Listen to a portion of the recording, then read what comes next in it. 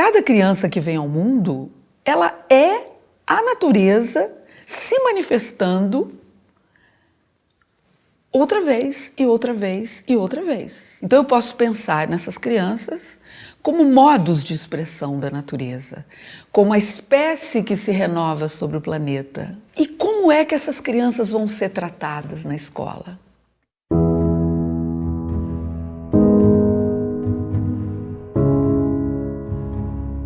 Então a escola trata as crianças como alguém separado da natureza.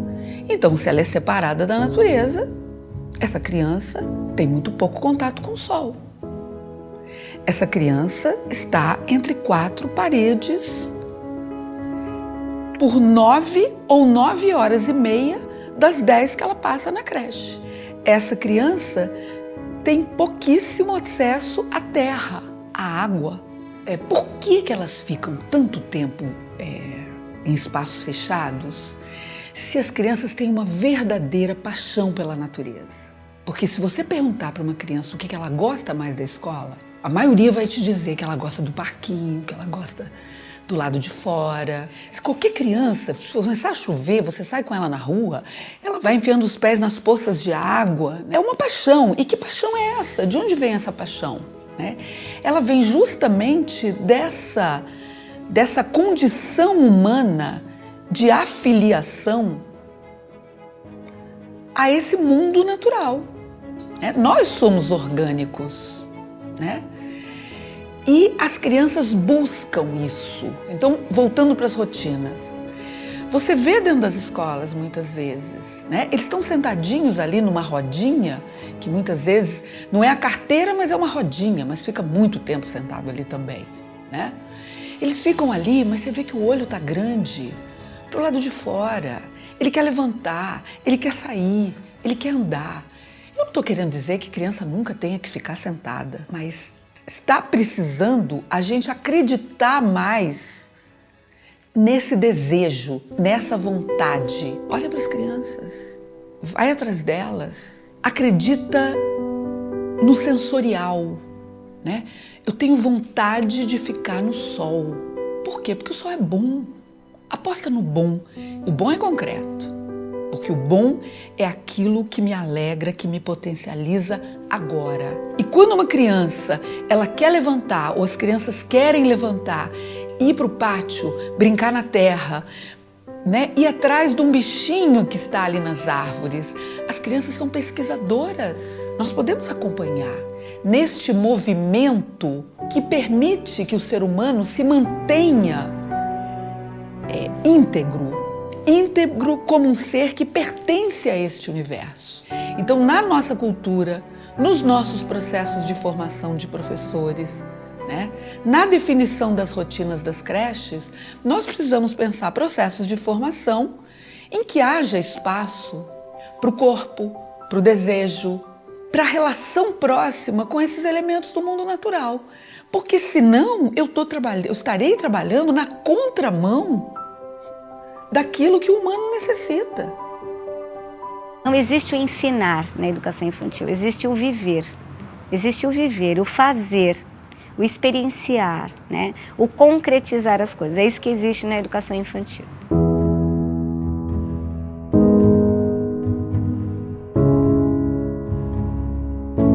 E aí vem pra cá, que é esse espaço enorme de terra, de verde, de areia. As crianças ficam perdidas, Eles chegam aqui e não sabem para onde ir. Tem outros que começam a correr que nem uns doidos. Correm.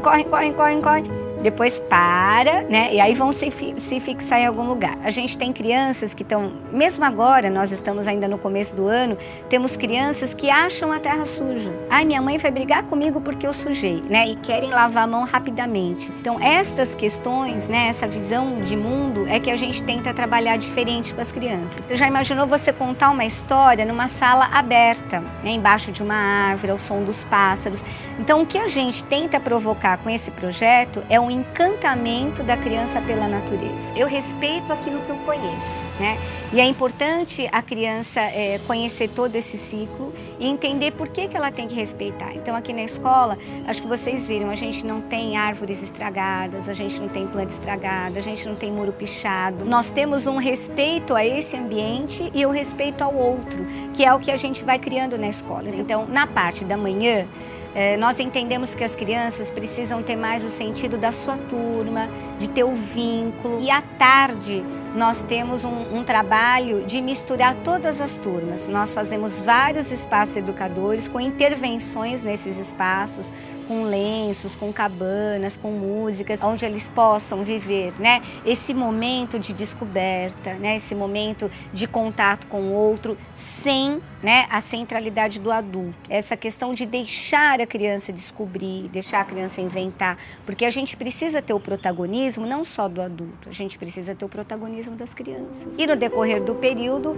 as crianças brincam livremente, então eles podem escolher com quem brincar, aonde brincar, com qual professor brincar. Eles ficam todos aí misturados mesmo nessa linda teia que eles fazem. E aqui nós temos, né, momentos que a gente chama de ócio, onde a criança, se uma criança quer deitar na rede, ela deita. Se ela quiser ficar olhando o pássaro, né, ir de árvore em árvore, né, buscar uma folhinha para colocar no seu ninho, ela consegue acompanhar. Se nós não dermos isso para a criança na escola, em outro lugar eles não terão mais. Porque hoje as crianças perderam o espaço da rua, eles perderam a convivência com os primos, eles perderam as brincadeiras tradicionais. O que acontece? A escola hoje é esse núcleo onde se faz a brincadeira, aonde, né, aonde você consegue se enxergar no outro.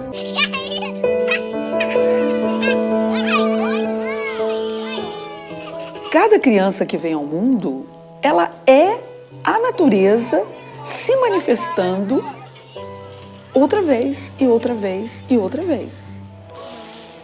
E como é que essas crianças vão ser tratadas na escola? Eu fico pensando numa criança que está numa sala fechada, com luz artificial, ar-condicionado. Ela não está numa situação natural, numa situação confortável. We're creating an environment in which I believe, by definition, they are less alive.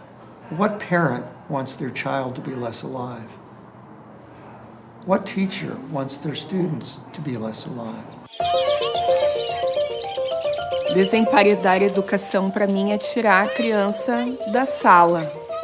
A gente precisa levar eles para fora e ver a vida real. Leva para a natureza, leva para o parque. Se a gente está falando de rede municipal, de escolas que não têm uma condição financeira de fazer isso, mas às vezes tem a parceria com a igreja do lado, que tem um bom pátio, às vezes tem um parque próximo, às vezes tem um vizinho da escola que tem um bom pátio que recebe as crianças.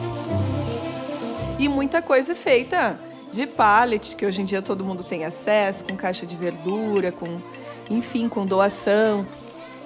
O recurso, ele não existe. Tem um desejo e uma ação para que as coisas aconteçam. O nosso contato com a natureza, ele tem que ser direto. A criança tem que ter experiência mesmo na natureza. Ter a oportunidade de incorporar, de sentir a vida, de pulsar junto com essa vida que está ao redor dela. In green spaces, their physical literacy, so their ability to read the landscape and to get their balance and their coordination is better. Also, children's mental health is better. Being out of doors is part of a good diet of childhood experience.